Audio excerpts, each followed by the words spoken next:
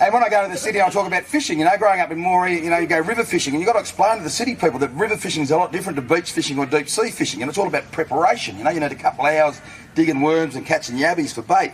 You need a few hours in the bottle shop, you know, working out what you need for the trip, you know.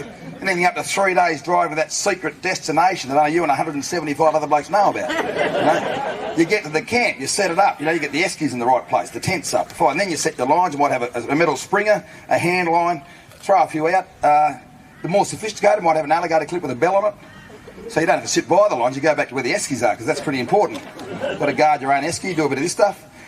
You might, if your bell rings, you might get up and sort of have a look what's going on. Halfway through the night, you must check the lines, or could check the lines. If you don't fall in, it's a miracle. And if you actually catch something, well, then you're really into it. So this is a true story.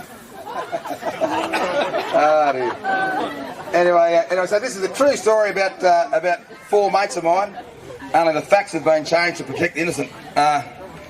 Killer Quentin and Bloody Mick went fishing out west for cod. They took Reshi along as their spiritual guide. He was known as the Jam Tin God. The trek had been planned for 6 long months, and all was now in order.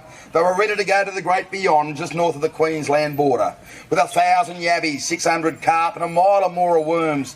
They had the bait to lure the fish and meet them on equal terms. For the cod that come from the great beyond, near the Never Go Dry Lagoon, are the hardest cod in the world to catch. They don't waltz to the fisherman's tune. With a 4-wheel drive with sardine packed, the trailer stacked 10-foot high, with boats and tackle and food and grog. The boys weren't going to go dry. They got the river the crack of dawn, and eerie mist on the water. The Jam Tin God stood up and proclaimed, "Bringeth the lamb to the slaughter." They set their lines, they made their camp, then Killer opened a beer. He drank a toast to a healthy catch and said, "Tell the cod we're here." Well, a tinkering bell was the first alert the fish were on the bite, but the line hit the water, springer and all, and vanished out of sight. 10 more went as a frenzy began. There was little the boys could do. There's just no chance of grabbing the lines or their hands would be cut in two. The rot went on for 3 long days. The party was spent to a man, or except, of course, for the Jam Tin God, who had one final plan. So they hooked the carcass of a fly-blowing ewe to the anchor from one of the boats. The sheep had been dead for a good 2 weeks and stank like 1,000 goats. How was breakfast, all right? Yeah? Good, yeah. They secured the lot with a length of chain to an old rusty plough by a tree. Said the Jam Tin God, "If the cod breaks up, he's fairly good for me."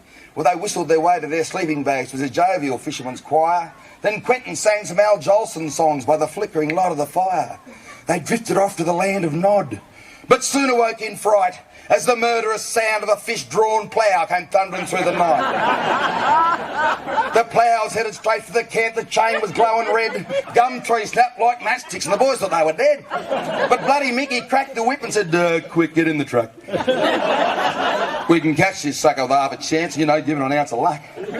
So they followed the plough for an hour or so, till the fish had finished its run. Then they tied the chain to the 4-wheel drive, and the battle had begun. Killer jumped in the driver's seat, and with a look of satisfaction said, "The bloody cod's as good as caught.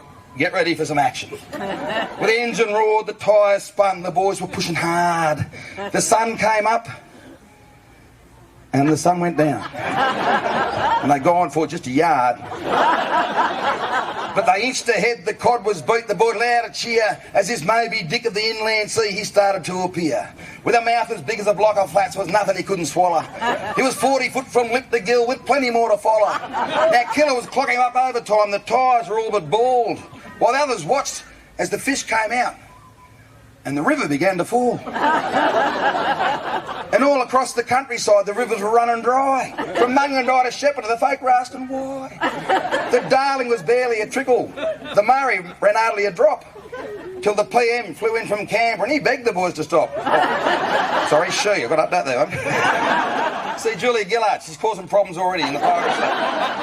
You know, I could even get round Kevin and Johnny, but no, she's causing, and begged the boys to stop. Well, the rebels rose again, the tragedy averted. The fishing party headed home a trifle disconcerted. Now, they'll tell you they've captured some big cod since, but the biggest, without a doubt, was the monster they caught but had to release to save the land from drought. There we go.